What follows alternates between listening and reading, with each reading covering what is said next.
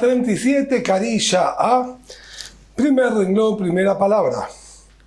Continuamos analizando el Vidui, la confesión del Kohen Gadol en Yom Kippur. Hasta ahora vimos la discusión entre Rabbi Meir y los Jajamim. ¿Cuál era el orden del Vidui? Hatati, Aviti, Pashati era la conclusión que trajo la Gemara de acuerdo a la opinión de los Jajamim. ¿Qué quería decir? Falté, cometí un error sin querer, Aviti, también hice intencionalmente, y Pashati con rebeldía. Ahora, la Gemara pregunta, Umenain shebe Anna, ¿de dónde sabemos que tiene que utilizar la expresión Anna? Por favor. El texto que trajo la Mishnah fue Anna Hashem Hatati Aviti Pashati. Por favor, Boreolam, falté, pequé, etc. ¿De dónde salió que tiene que utilizar específicamente esta expresión? Dice la Gemara, Neemar kan kapara, Neemar lehanlan behoreb kapara. Figura aquí, justamente con respecto al servicio de Yom Kippur, la palabra kapara, la palabra expiación.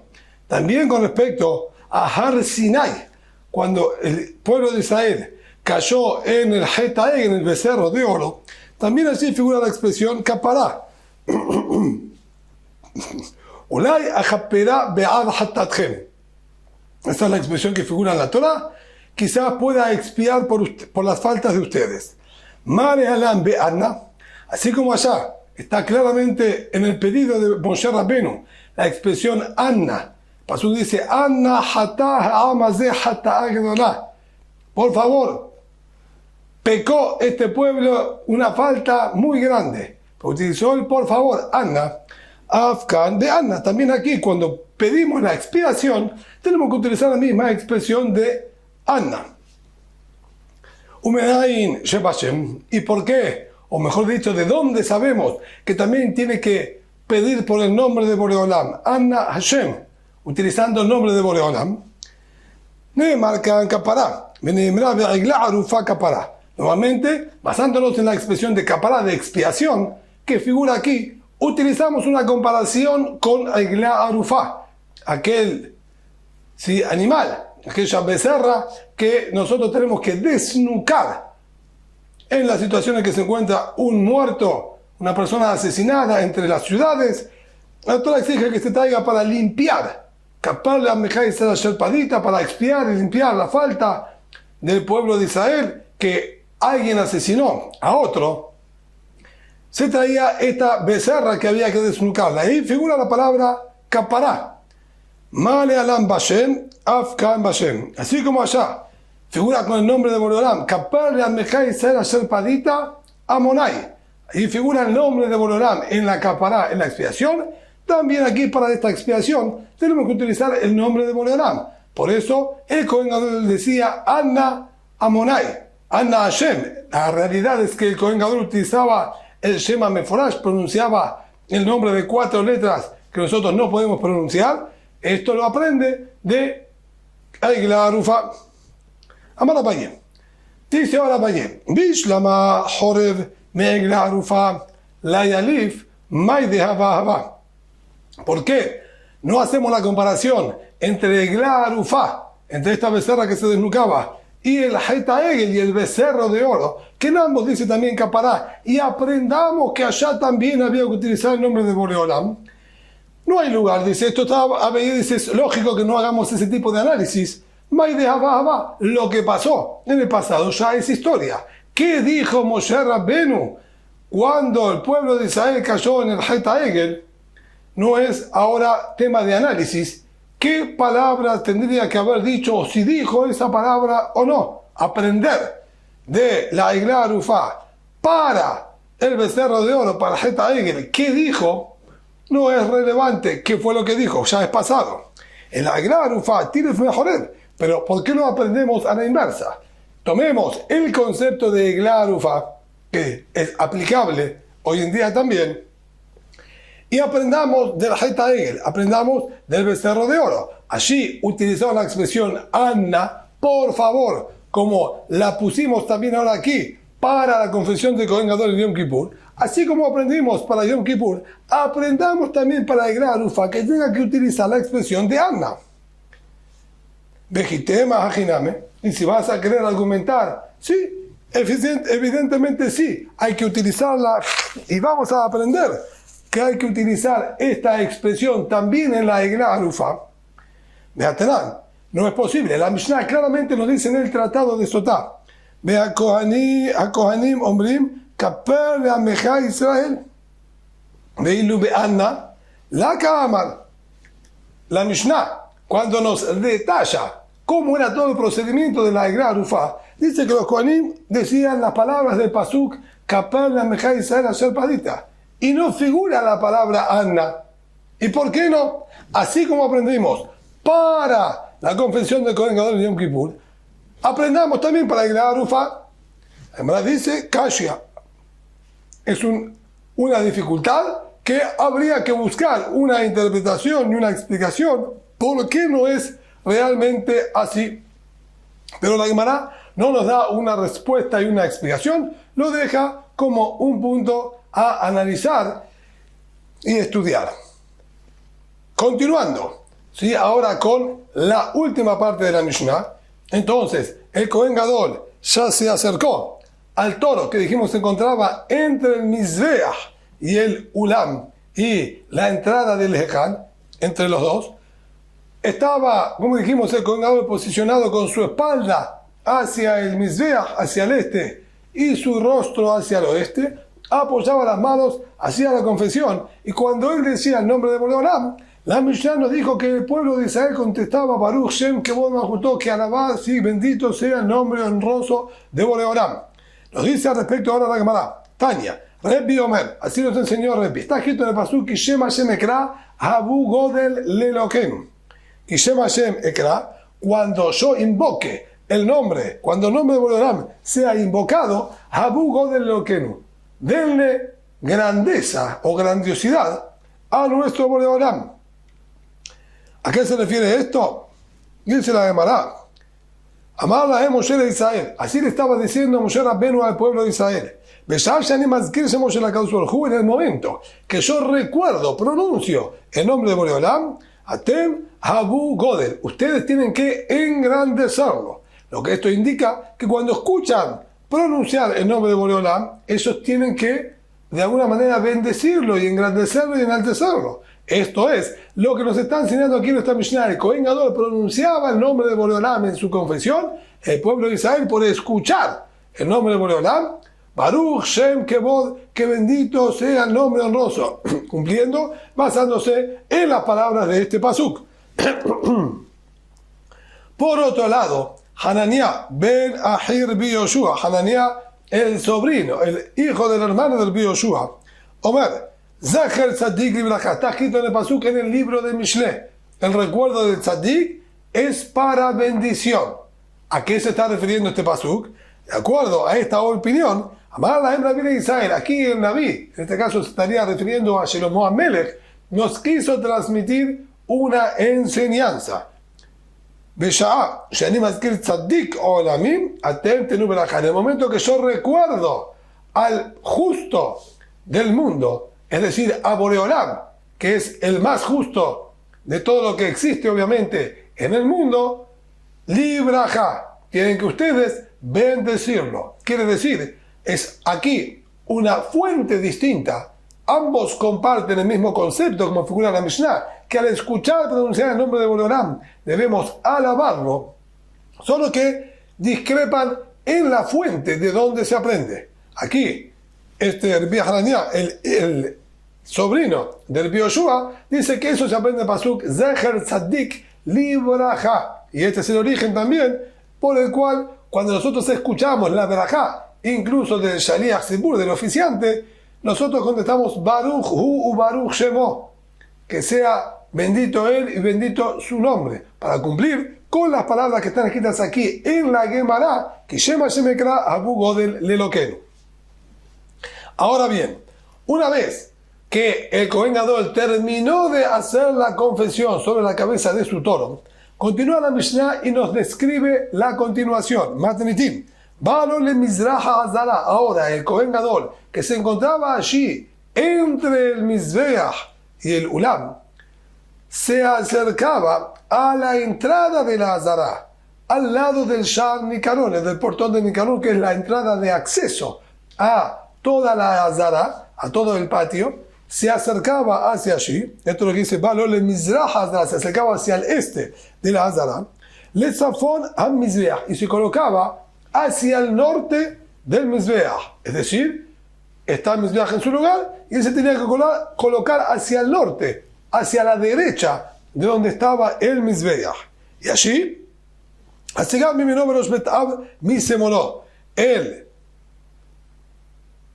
que secunda al Cohen Gadol, quien reemplazaría al Cohen Gadol ante cualquier eventualidad, se encontraba ahora parado y esperándolo hacia la derecha del Cohen Gadol. Y a la izquierda se encontraba el Rosh Bet Ab, sería el jefe de la familia de Kohanim que correspondía para ese día. Besham Shenesairim. Allí se encontraban dos chivitos que más adelante vamos a estudiar, que tenían todas las mismas características, como se aprenden de los Pesukim. Bekalpi Aitasham. Allí se encontraba una especie de urna. ¿Para qué estaba esta urna? Uba Shenegorarot, Shel Eskerova. Dentro de ella había dos cubos, vamos a decir, de madera, que funcionaban a modo de piezas de sorteo. Ambas hechas en madera de un árbol llamado Eskerova, que tiene características de no ser muy oscuro ni ser muy blanquecino. Tenía un color piel, un color natural, similar a la piel. Normalmente estaba hecho de este material. Algunos lo relacionan con el ciprés, el árbol del ciprés, que tiene estas características.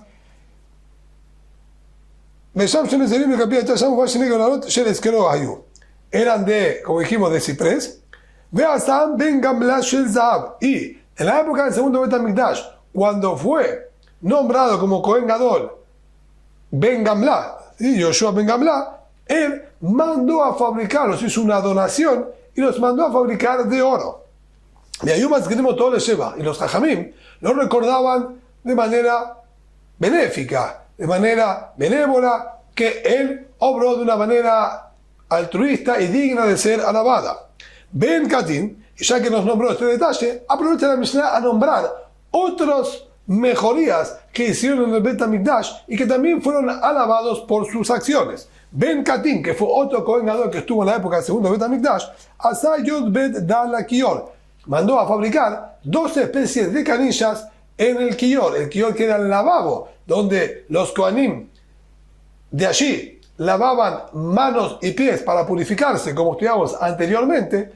Tenían originalmente 2 canillas solamente para poder lavarse a través de ellas.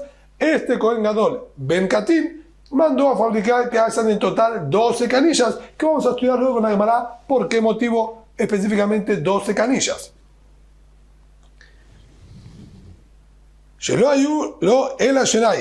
Porque no había sino 2 canillas, como dijimos, él mandó a fabricar 10 más. Beaf u asar muhaní la kior, y él también mandó a fabricar un muhaní para el kior, para el lavabo, que también la Gemara nos va a explicar en qué radica y en qué consiste específicamente este objeto.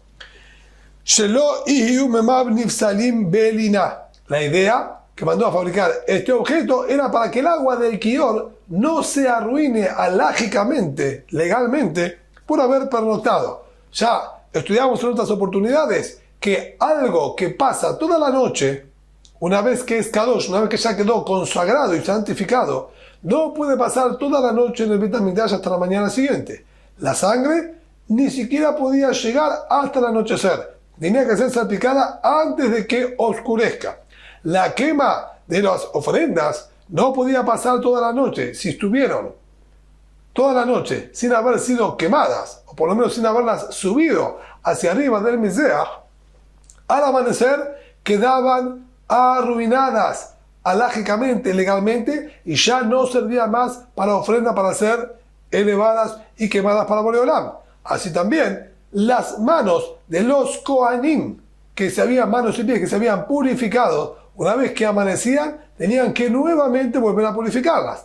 El agua que se encontraba en el kior, en el lavabo, también estaba santificada. Y de pasar toda la noche allí, se arruinaban y tendrían que vaciarlo y volver a llenar con nuevas aguas. Para evitar este problema, Ben Katin lo que hizo fue fabricar un sistema de poleas, como vamos a ver un poquito más en la Gemara, para sumergir todo el lavabo con el restante de agua dentro de un pozo de agua natural. El pozo de agua natural no se arruina, ya que es agua natural que está conectada a su fuente de origen. Al sumergir allí el kior y estar en contacto y conexión directa con el agua natural, no se arruinan esas aguas y se pueden seguir utilizando al día siguiente. Esto fue hecho intencionalmente para dar kavod y respetar aguas que ya tenían kedusha, que ya tenían santidad, que no sean desechadas como si fuese cualquier producto sin valor, sino resaltar y recalcar la santidad que tenían estas aguas. Munbaz Melech, Munbaz, que fue un rey de la dinastía de los Hashmonaim en la época del segundo Bet HaMikdash, mandó a fabricar todas las asas y manijas de los utensilios que se utilizaban en el día de Yom Kippur, que sean todos de oro, para nuevamente realzar y honrar el servicio de Yom Kippur. Hilani Immo, su madre, Hilani Amalcá, conocida como la reina Helena, hasta Nibreshet Shel Zahav al Petach Ha'echal, mandó a construir una especie de candelabro enorme, todo de oro, para colgar en la entrada del Ejal del Bet HaMikdash, que vamos a estudiar en la Gemara también qué intención tenía con esto. Y Afhi, hasta Tabla Shel Zahav, para que tu alea. Ella también mandó a fabricar una tabla de oro en la que estaba escrita todos los pesukim correspondientes a la situación de la mujer sotá, aquella mujer que es sospechada de haber sido infiel a su marido, y se debía escribir en un pergamino ciertas palabras de los pesukim para luego borrarlos y darles de tomar a esa mujer. Estas palabras no pueden ser escritas de memoria, tienen que ser copiadas y transcribidas, ¿sí? Tienen que ser de otro texto ya escrito. Entonces, para evitar que tengan que sacar un Sefer Torah para copiar el texto, ella mandó a fabricar una tabla de oro con las palabras que correspondían ser copiadas y no necesitar sacar un Sefer Torah. Y Nicanor, y Nicanor, como la Gemara nos va a detallar, pasaron grandes milagros con los portones que él había donado. Todos estos fueron recordados de manera benéfica, como dijimos, y fueron alabados por estas obras que ellos hicieron y aportaron para el Bet HaMikdash y el pueblo de Israel. Y nos dice ahora la Gemara, volvemos a analizar la Mishnah. La Mishnah, volviendo originalmente al Kohen Gadol, dijimos que él se acercaba ahora hacia el portón de Nicanor, hacia el este de la Azara, pero debía ubicarse al norte del Mizbeach. Al aclararnos que tiene que colocarse específicamente al norte del Mizbeach, indicando que lo que debe realizar ahora, que es el sorteo, ya que hay un hatat, una ofrenda de expiación, que debe hacerse en el norte. Si bien aquí no estamos haciendo la shahitá, no estamos degollándolo ni nada por el estilo, pero todo lo que compete a la ofrenda de hatat tiene que hacérselo en el lado norte. Entonces, al habernos aclarado que específicamente se tiene que colocar al norte del Mizbeach, quiere decir que si él estaba pegado al Mizbeach, no era válido. Él tiene que alejarse hacia el norte del Mizbeach, indicándonos, aparentemente, dice la Gemara, que Michlal de Mizbeach, la Betzafon cae, que el Mizbeach no se encontraba en absoluto en la parte norte de la Azara. La Azara tenía un ancho de 135 codos. La mitad serían, obviamente, ¿sí?, 70, un poquito menos de 70, 135, serían aproximadamente 67 codos y medio. Ahora bien, de acuerdo a esta opinión, si el Mizbeach estaba más o menos centrado, entonces, ni bien termina el Mizbeach, ya nos encontramos en el lado norte. Ya estaríamos pasando los 67 codos y medio. Sin embargo, nos hizo hincapié de que se coloque bien hacia el norte del Mizbeach. Si tuvo que aclarar este detalle, eso implica e indica que el Mizbeach se encontraba todo dentro de los primeros 67 codos mínimamente. De manera tal que si uno se paraba en el medio codo apenas terminaba el Mizbeach, aún no se encontraba en el lado norte de la Azara. Y por eso era menester aclarar que tiene que ponerse del lado norte. Entonces, si es así, Mané, ¿quién es el autor de esta Mishnah que sostiene que todo el Mizbeach se encontraba en el lado sur de la Azara? Dice, Amar Rabbi Eliezer ben Yaakov. Este es Rabbi Eliezer ben Yaakov, de Tanya. Tenemos estudiado la braita Safona lifnei Hashem. El pasuk dice que se va a degollar la ofrenda en el norte, delante de Boreolam. ¿Qué es esta aclaración en el norte, delante de Boreolam? Hizo de Rashar Rabbi Eliezer ben Yaakov, Sheyehe Tzafon kulo panui. Todo el Tzafón tiene que estar lifne, tiene que estar libre para Boreolam. No puede haber absolutamente nada del Mizbeach en la zona norte. Así suele hacer Rabbi Eliezer ben Yaakov. Zafona, lifnei Hashem. La parte norte tiene que estar libre, sola Kaviahol para Boreolam, figurativamente hablando. Entonces, perfectamente de acuerdo a él podemos entender en nuestra Mishnah. Sin embargo, dice la Gemara, ¿cómo es posible? Explicamos en la Mishnah anterior que nuestra Mishnah sigue la postura de Rabbi Elazar bar Rabbi Shimon, quien dijo que el Mizbeach sí se encontraba parte de él en el norte y que por ese motivo el Kohen Gadol, cuando confesaba sus faltas sobre su toro, se encontraba entre el Mizbeach y el Ulam y la entrada a Leján, y allí entre los dos él hacía la confesión, y todo eso tenía lugar, dijimos, en el Tzafón, en el lado norte. Quiere decir que de acuerdo a lo que está escrito en la primera parte de nuestra Mishnah, refiriéndose a la Mishnah anterior, ¿sí? Que es toda una secuencia de lo que hacía el Kohen Gadol en Yom Kippur, el Mizbeach sí se encontraba en el lado norte, y explicamos que era Rabbi Elazar bar Rabbi Shimon quien sostiene que también hacia adelante del Mizbeach se sigue considerando norte.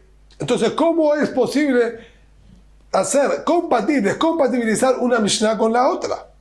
Se llamará Kular Rabbi Eliezer ben Yaakov. La realidad es que es todo como estamos diciendo aquí, que es Rabbi Eliezer ben Yaakov, y sostiene que todo el Mizbeach se encontraba en el lado sur.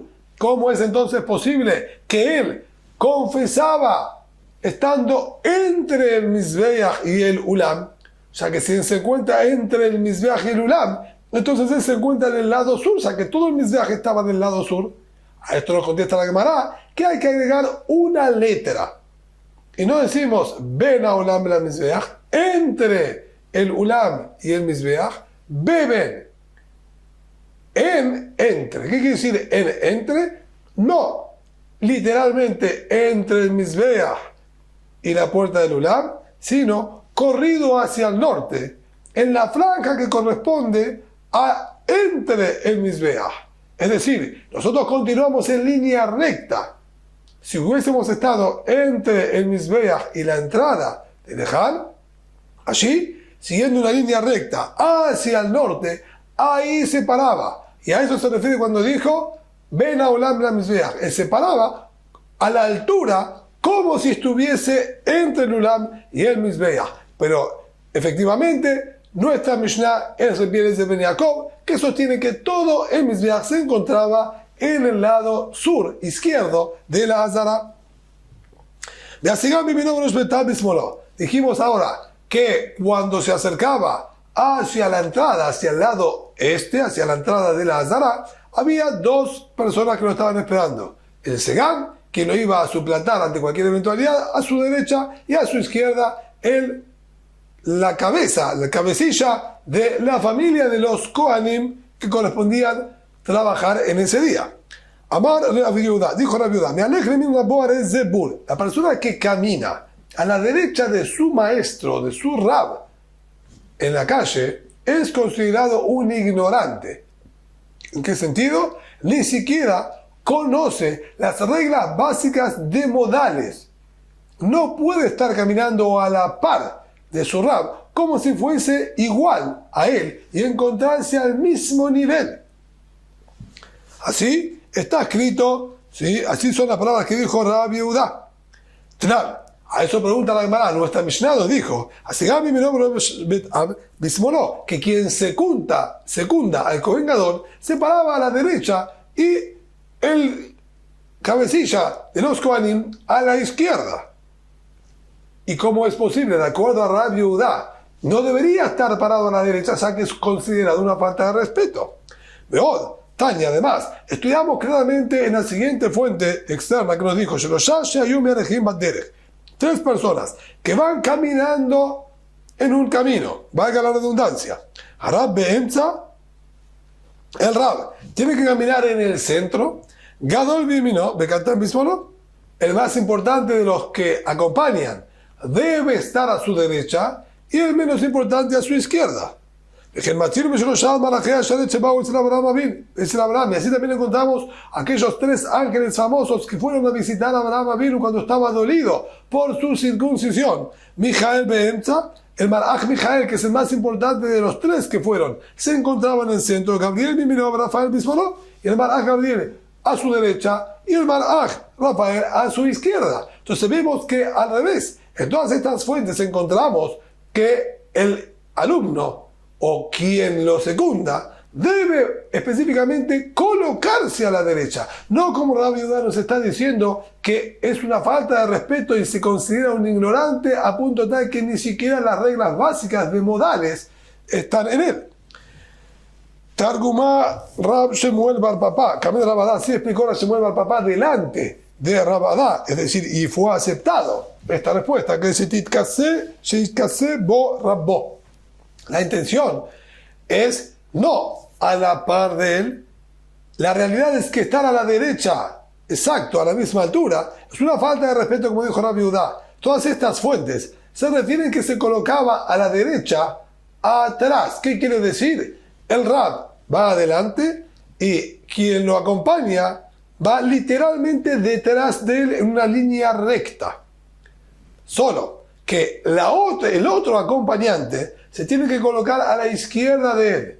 El principal acompañante se coloca detrás de él y el secundario a la izquierda. Entonces queda el acompañante importante a la derecha y el menos importante a la izquierda, pero ambos se encuentran atrás, como se dice en castellano, en español, literalmente un guardaespaldas, quien protege la espalda de la persona importante. Y aquí a esto se está refiriendo cuando dijo que iban a la derecha, tanto cuando caminan en la calle, tanto el Malach Mijael y el Malach Rafael se encontraban atrás, Gabriel y el Malach Rafael se encontraban atrás del Malach Mijael, quien es el más importante, nunca en línea recta. A eso pregunta de Malach, ¿cómo es posible explicar así? Si está escrito que quien camina a la par del Rab es un ignorante. Y quien camina detrás de él es un altanero, es un orgulloso. Ya que le estaría indicando que luego del Rab que está delante, sigue él, como si estuviese casi a la par de su maestro, y que luego su maestro sigue él en importancia. Entonces, no es posible tampoco explicar de esta manera que colocarse detrás del Rab es válido y es respetuoso. Entonces, ¿a qué se refería lo que está escrito en todas estas fuentes? Contesta la Gemara de Mesdad Asdude, que se inclinaba un poco hacia el costado. ¿Qué quiere decir? El Rab realmente va adelante y los acompañantes van por detrás de él, pero nunca en línea recta detrás del Rab, porque esto indicaría falta de respeto y, como dijimos, que yo sigo atrás de él en importancia, sino la intención es detrás de él, el más importante de los acompañantes un poco tirado hacia la derecha y el otro es tirado un poquito hacia la izquierda. Ambos están por detrás y corridos un poco hacia los costados. A esto se refiere lo que está escrito en todas esas fuentes, tanto cuando caminan por la calle, tanto el Malach, como dijimos antes, Mijael con Gabriel y Rafael, como así también en la Avodat Yom Kippurim, en el servicio de Yom Kippur, el Segan y el Rosh Bet Av se encontraban por detrás del Kohen Gadol, y uno un poco tiraba a la derecha y otro hacia la izquierda. Y dijimos que allí había una urna, y allí dentro se encontraban dos piezas de sorteo. Tanu Rabbanan, así enseñaron nuestros jajamim. Me pasó que dice Benatán a Aarón al Seirim Goralot. Va a poner a Aarón, el Kohen Gadol, sobre la cabeza de los chivos, sobre los dos chivos, Goralot, sorteos, piezas de sorteo. Entonces, Shel Kol Davar, el pasuk al no dar especificaciones, nos está enseñando que pueden estar fabricados de cualquier material. Y abajo es posible que la Torah exija poner dos piezas de sorteo sobre la cabeza de cada uno, ya que dijo que va a agarrar a Aarón y va a poner sobre los chivitos Goralot, sobre los chivitos va a poner piezas de sorteo en plural, es decir, dos piezas de sorteo sobre cada cabeza de estos chivitos. Tamuromar, Goral Echad la Hashem y Goral Echad la Azazel. Esto pasó, continúa y dice, Goral, un sorteo para Hashem, un sorteo para Azazel. En Kal Hashem, el Goral Echad. Cuando vamos a designar cuál es para Boreolam, ese dice un Goral, un sorteo, Goral, en singular, sorteo. En Kal Azazel, el Echad, así también, el que va para el desfiladero, Goral está escrito en singular, uno solo. Entonces, colocamos una sola pieza de sorteo que dice la Hashem, una sola pieza de sorteo que dice la Azazel. Y es posible entonces que si hay una sola pieza de sorteo para Hashem y una sola pieza de sorteo para Azazel, cuando Pasuk dijo van a colocar los sorteos en plural sobre las cabezas, la intención es colocar ambos sobre la cabeza de los dos. Así sería la premisa que nos impone Boreolam. Toma las dos piezas, coloca sobre la cabeza de uno, toma las dos piezas y la coloca sobre la cabeza del otro, y luego elige el Kohen Gadol cuál es para Hashem y cuál es para Azazel. Tamuromar, Goral Ehad, la Hashem, en Kal Hashem, la Ehad, en Kal Azazel, el Ehad. A eso Pasuk agregó la palabra Ehad. Ya había dicho Goral, que Goral es sorteo en singular. Si es en singular, evidentemente es uno. ¿Para qué tuvo que aclarar un sorteo? O mejor dicho, una pieza de sorteo. Sino nos está indicando que solo una se coloca sobre la cabeza del chivito y para Hashem, y una sola sobre la cabeza del chivito que es para Azazel. Imken, si es así entonces, que tomamos las dos piezas y solo una colocamos en la cabeza de cada uno, Matamuro Marco Lalot, ¿para qué tuvo que aclarar el tema de los sorteos en plural? Si hay una pieza que es la Hashem y una pieza que es la Azazel, evidentemente hay dos piezas en total. ¿Cuál es la necesidad de aclarar Golalot en plural? Sheiyu Shavin, viene a enseñarnos que deben ser exactamente iguales. No puede fabricar uno en plata y otro en oro. Uno más grande y otro más pequeño. Goralot, Shel Kol, ¿está bien? Entonces eso sería lo que el Pasuk nos estaría indicando, que tiene que ser dos piezas nada más, una la Hashem, otra la Azazel, pero que estén fabricadas en el mismo material, del mismo tamaño, las mismas medidas, y solo uno de esos vamos a colocar en la cabeza de uno y uno solo en la cabeza del otro. Ahora la verdad que terminar de analizar el detalle de Goralot, que dijimos el Kol Davar, que puede ser de cualquier material y producto. Peshita, esto es claro, sencillo. ¿Hace falta una aclaración? Nos dice la Gemara, la cerija no era necesario si no es legislataria, si no es por lo que estudiamos similar a esto. Encontramos que el tzitz, una de las 8 prendas que vestía el Kohen Gadol, que era una especie de vincha de oro, que tenía escrito el nombre de Boreolam, Kodesh la Hashem, el nombre de Boreolam estaba escrito sobre esa vincha. Entonces, estaba fabricada toda en oro como está escrito claramente en la Torá. Tzitz HaZahav Nezer HaKodesh, tiene que ser de oro.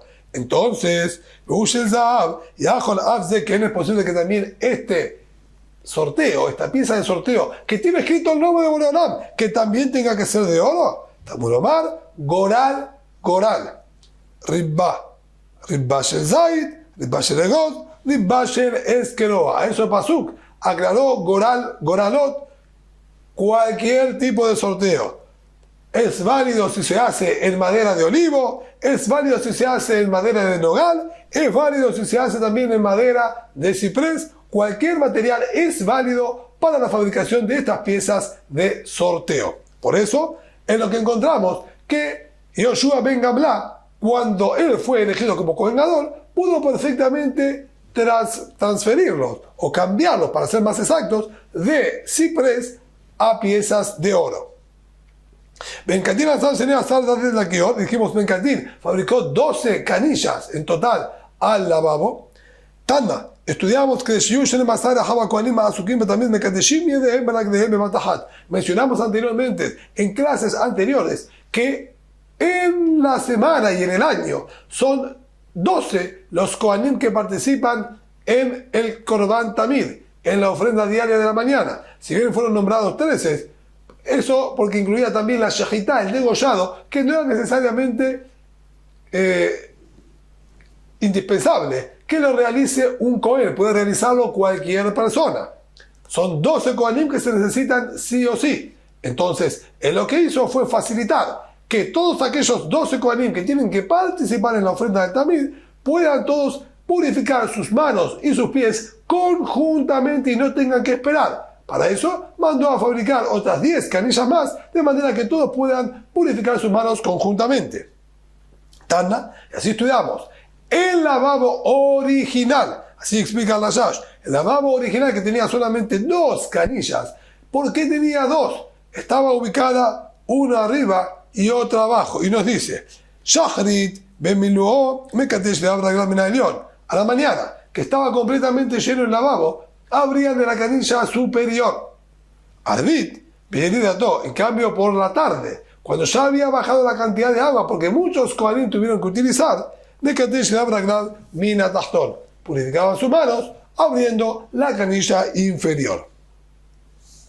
Y este mismo Ben-Katin, dijimos, hizo un muhaní para el kior. May muhaní, que es este objeto muhaní, Amrabaye Gilgela de Abameshak Ale, era una especie de rueda, una roldana gigante con la que ellos deslizaban. Con ella todo el lavabo adentro del pozo de agua, y a la mañana a través de la roldana también podían nuevamente sacarlo, como explicamos en la Mishnah, para que no se arruine el agua al pasar toda la noche al descubierto.